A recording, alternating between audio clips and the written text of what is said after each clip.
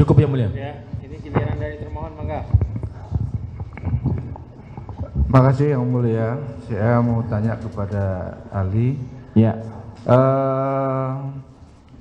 Hakim adalah suatu pejabat yang ditunjuk oleh Mahkamah Agung untuk melakukan suatu persidangan-persidangan dan keputusan-keputusannya ini seperti putusan pengadilan negeri, kemudian banding, kemudian kasasi. Ya. Itu termasuk golongan di produk-produk itu masuk golongan alat bukti mana? Putusan pengadilan termasuk alat bukti apa? Alat bukti surat. Alat bukti surat. Iya. Apapun yang ada di dalam tentunya itu merupakan putusan yang sudah ingkrah ya Pak ya? Iya. Iya. Kemudian yang kedua, saya mau bertanya terkait dengan pasal 168 KUHP, Ya. terkait jenis-jenis saksi Pak. Nah, ini mungkin Bapak ahli bisa dijelaskan siapa saja yang kategori-kategori apa saja yang di 168 ini yang kualitas saksi tersebut untuk disidang. Ya. Ya. Kualitas saksi, ya saksi itu mesti sudah dewasa, Pak. Saksi itu juga mesti waras, tidak gila, Pak. Dan saksi itu memang punya pengetahuan, dia ditunjuk sebagai saksi itu, dan dia mengetahui, melihat, dan dia melihat langsung kejadian-kejadian itu, maka dia bisa jadi saksi yang ditunjuk oleh penyidik. Kalau keluarga sedarah semenda, Ya, kalau keluarga saudara semenda, kalau dia tidak melihat, itu namanya nanti saksi auditu, Pak. Dia cuma dengar cerita aja. Dan saksi auditu ini di pengadilan masih belum diakuin sah, Pak. ya. Jadi untuk seperti suami, istri, saudara, bobot kualitas saksi ini seperti apa, Pak? Bobotnya kalau dia saksi auditu, ya tetap saksi auditu, Pak. Tapi kalau dia melihat saksi fakta, maka saksi fakta lah dia. Ya. Kemudian tadi ahli menyampaikan kepada pemohon bahwa terkait dengan masalah sidik jari, Pak. Ya. Nah, saya tertarik dengan sidik jari. Itu tadi ahli menjelaskan bahwa harus didampingi Notaris. notaris. Ya. Bagaimana seluruh masyarakat Indonesia yang sekarang ini sudah membuat SKCK di kepolisian itu tanpa didampingi notaris, sah atau tidak? Ya, SKCK itu tidak dibawa ke pengadilan lagi sidang, Pak. Iya, tadi Jadi Bapak tetap menyampaikan sah, karena klasifikasinya berarti Iya. seperti itu ya? Iya, karena itu tidak dibawa ke pengadilan. Misalnya contohnya, saya baru nanganin kasus, Pak. Seseorang yang sudah lumpuh, nggak bisa apa-apa, dia sakit gitu. Sedangkan saya dapat kuasa dari dia untuk menggugat suaminya yang selingkuh. Maka saya bawa notaris, Pak, ke tempat yang sakit tadi.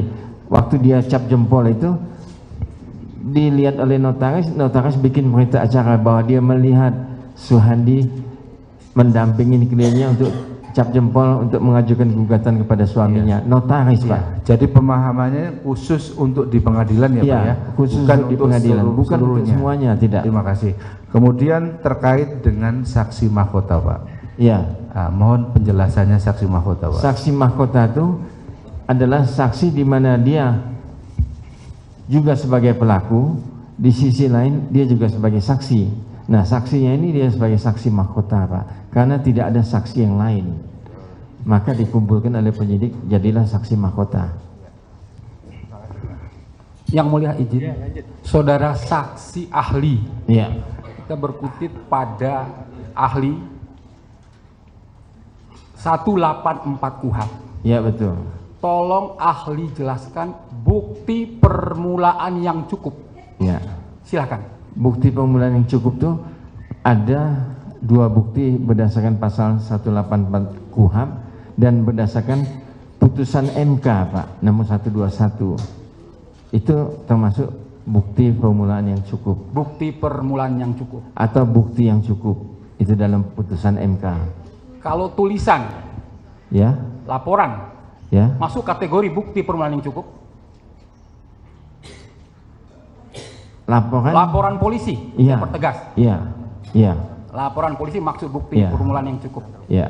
Nah, masuk kategori bukti permulaan yang cukup. Betul. Untuk keterangan laporan polisi bisa dipakai sandaran penyidik untuk mengungkap suatu tindak pidana? Keterangan saksi. Silakan ya. Jadi untuk keterangan saksi, saksinya mesti di BAP dulu, Pak.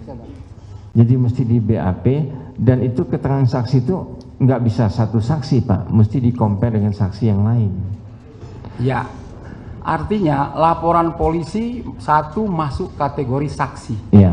Tadi saksi sudah mengatakan saksi mahkota. Iya. Saksi penjelasan ahli secara luas gimana? Saksi mahkota, yaitu dia juga sebagai pelaku, Ya. karena tidak ada saksi lain, maka dia diambil sebagai saksi mahkota. Oke, terima kasih. Itu ada jurisprudensinya. Yang kedua satu, ahli. Untuk surat Ya. visum masuk? Visum masuk. Masuk. Untuk salinan putusan, Itu masuk surat.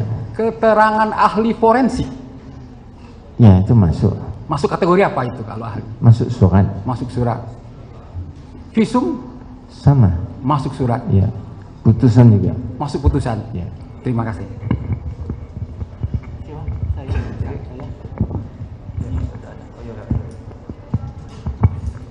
Izin Ya, ahli, silakan. Ya, silakan. izin yang mulia melanjutkan. Ahli,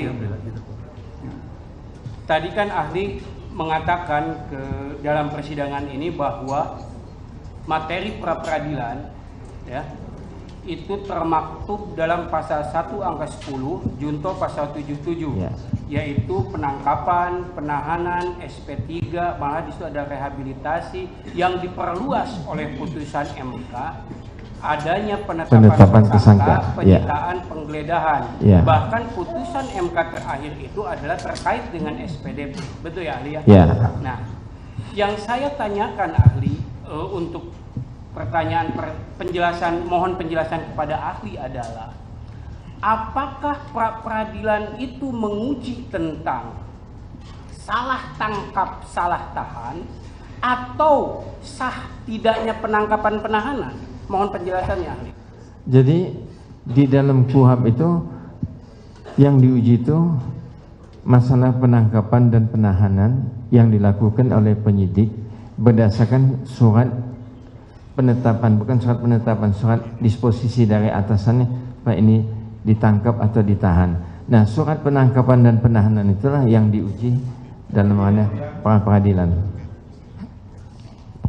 Mohon izin yang mulia, karena waktu kita terbatas, seharusnya termohon apa yang telah kami pertanyakan tadi jangan ditanya lagi. Ini kan sudah kami tanya tadi. Buat apa buang-buang waktu? Ini ini beda. Sekarang ke Pertanyaannya beda.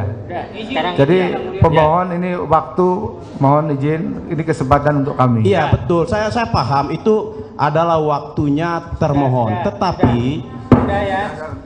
Sudah tidak ada perdebatan. Sekarang pertanyaannya apa, Pak? Ya gini, izin yang mulia menjelaskan, karena tadi ahli menyatakan kepada yang mulia adalah perkara error in persona atau salah orang itu adalah masuk dalam ranah perkara pokok. Tetapi ahli di kesempatan yang lain menyatakan juga bahwa pra peradilan ini menguji salah tangkap dan salah tahan. Nah, saya mohon penjelasan kepada ahli, apakah pra peradilan ini menguji tentang salah tangkap salah tahan atau sah tidaknya penangkapan penahanan? Mohon penjelasannya. Ya, sekali lagi, ahli. Ya. Boleh, silakan. Jadi yang di ranah pra peradilan ini menyatakan sah atau tidaknya penangkapan atau sah atau tidaknya penahanan berdasarkan ada surat dari polisi nomor berapa tanggal berapa. Ya, artinya ahli berpendapat sekarang bahwa yang diuji dalam pra peradilan adalah sah tidaknya penangkapan penahanan. Iya. Nah, seandainya yang diuji sah tidaknya penangkapan penahanan, lalu apa kriteria sah tidaknya penangkapan menurut KUHP ahli? Mohon penjelasannya. Sah atau tidaknya penangkapan menurut KUHP, jadi penangkapan yang dilakukan oleh penyidik itu setelah adanya gelar kasus, ditetapkan jadi tersangka maka ditangkap. Enggak ditangkap dulu baru digelar perkaranya belakangan, bukan itu. Ahli, gini ahli, yang saya tanyakan adalah bukan sah tidaknya penetapan tersangka, tapi satu saja dulu ahli, Ya. sah tidaknya penangkapan. Ya. Ahli bisa menyampaikan nggak sah tidaknya penangkapan menurut KUHP itu apa saja sih? Mohon penjelasannya ahli. Ya, jadi sah atau tidaknya suatu penangkapan, sebelum penangkapan itu penyidik kan pasti sudah manggil. Ada satu surat panggilan Oke, kepada. satu. Ya. Terus Yang kedua, kalau itu misalnya tidak datang, dipanggil yang kedua kali. Kalau setelah dipanggil kedua kali ternyata tidak datang, itu kan penyidik bisa punya surat untuk perintah membawa. Kalau ketiga-tiga step tadi tidak dilakukan oleh penyidik, penyidik langsung main tangkap aja. Itulah akibatnya jadi sampai di sini. mohon izin.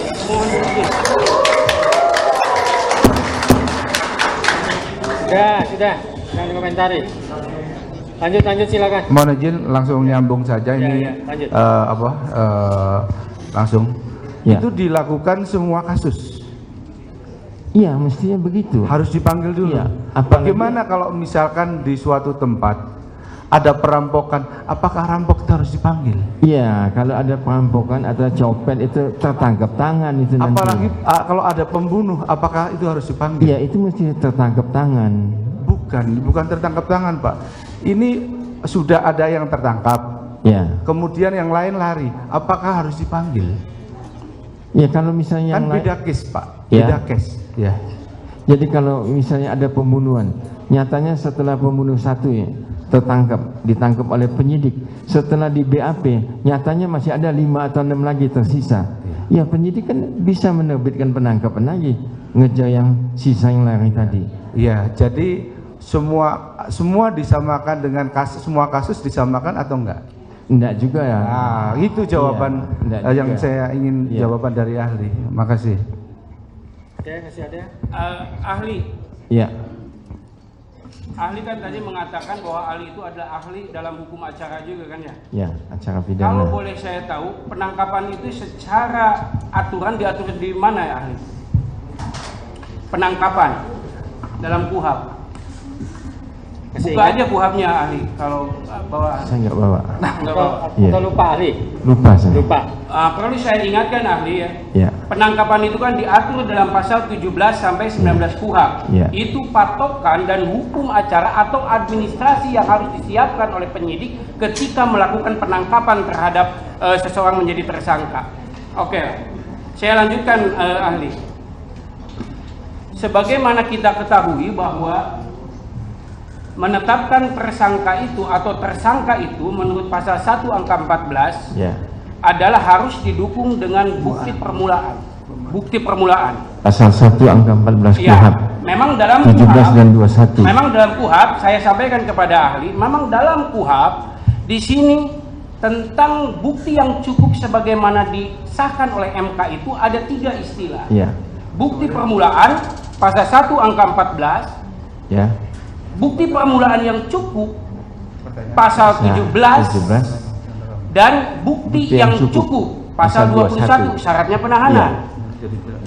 Tugas dari penyidik adalah mengumpulkan bukti permulaan sebagaimana dimaksud dalam pasal 1 angka 14. Mohon penjelasan kepada ahli bagaimana kedudukan bukti permulaan yang telah diperoleh oleh penyidik manakala bukti permulaan tersebut sudah masuk dalam pertimbangan hukum dari suatu putusan. Apakah bukti permulaan itu derajatnya menjadi naik seperti halnya dimaksud dalam pasal 185 KUHP? Mohon penjelasannya, dan mohon penjelasan ahli itu dikaitkan juga dengan satu asas res judicata. Apakah asas res judicata ini bisa diterapkan dalam putusan itu? Mohon penjelasannya ahli. Ya. Jadi kalau misalnya bukti yang ditemukan oleh penyidik yang sudah dimasukkan dalam satu putusan, mestinya bukti itu sudah masuk dalam satu putusan yang lain. Mengapa mesti digunakan 2 kali? Kan sudah dimasukkan dalam putusan, ada dalam putusan pengadilan bahwa bukti itu sudah terlampir di situ. Sedangkan penyidik selanjutnya menyidik menggunakan bukti yang sama dengan yang sudah ada dalam putusan itu. Begitu kan? Maksudnya gini ahli, saya gambarkan ahli, saya kasih ilustrasi kepada ahli. Apabila nih,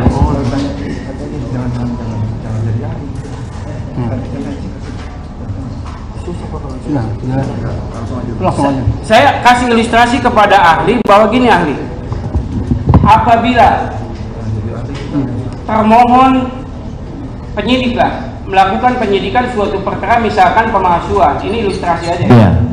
Dalam kasus pemalsuan tersebut disampaikanlah ada beberapa orang yang menjadi pelaku.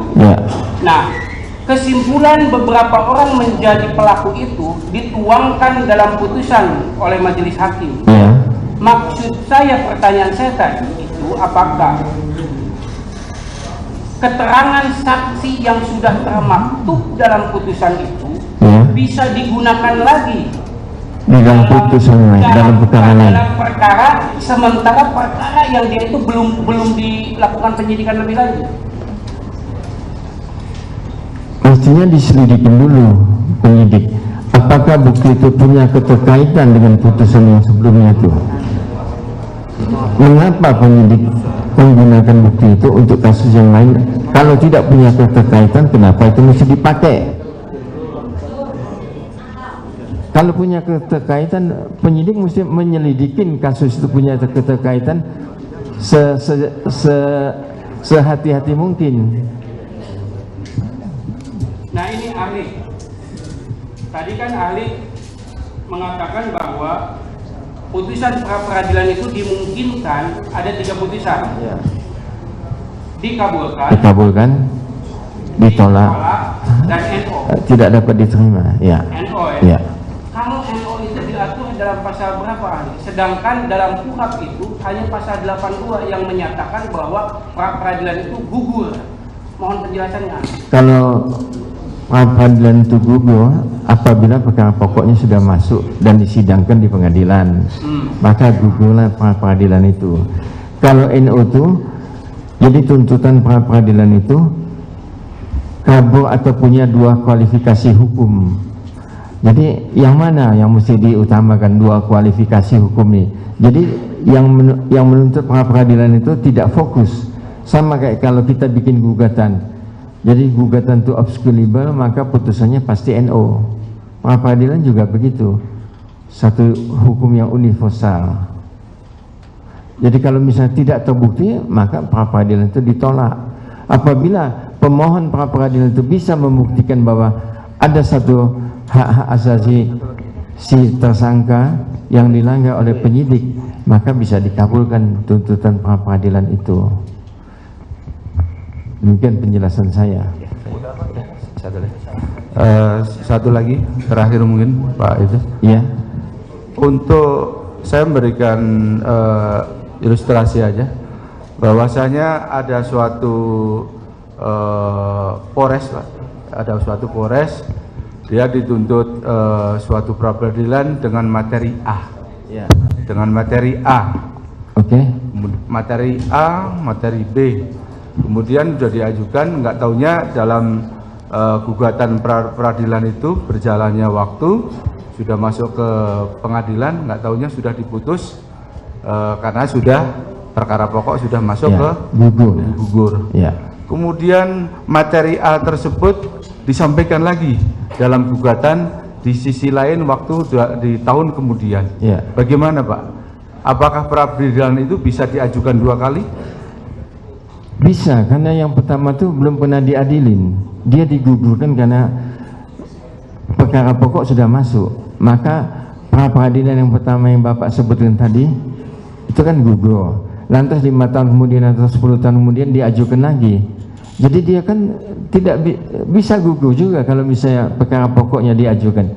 Jadi perkara yang kedua yang diajukan itu tetap sah, tidak ada nebis in idem. karena belum pernah diadilin perkara pokok yang perkara peradilan yang pertama itu. Saya penyidik, saya membuat keterangan di sini sebagai ahli bukan untuk menyudutkan penyidik, tidak. Karena saya ahli di Polda Metro Jaya. Saya ahli di Polda Metro Jaya tuh. Jadi tiap bulan tuh mungkin ada 15 sampai 20 kali saya jadi ahli. Jadi kalau Polda Metro Jaya tuh perlu ahli, dia panggil saya. Walaupun saya di Bali disuruh pulang tetap. Jadi saya tidak menyudutkan penyidik Polda Bandung atau Jawa Barat. Saya cuma untuk mendudukkan masalah yang sebetulnya aja, supaya ada satu klarifikasi, supaya ada satu perbaikan-perbaikan untuk kedepannya. Jangan sampai kalau memang ini ada dianggap satu kesalahan, tidak terulang lagi. Itu aja. Tidak ada niat mau menyudutkan penyidik, tidak ada. Sebagai ahli saya sudah sidang mungkin 250 kali, Pak. Terima kasih.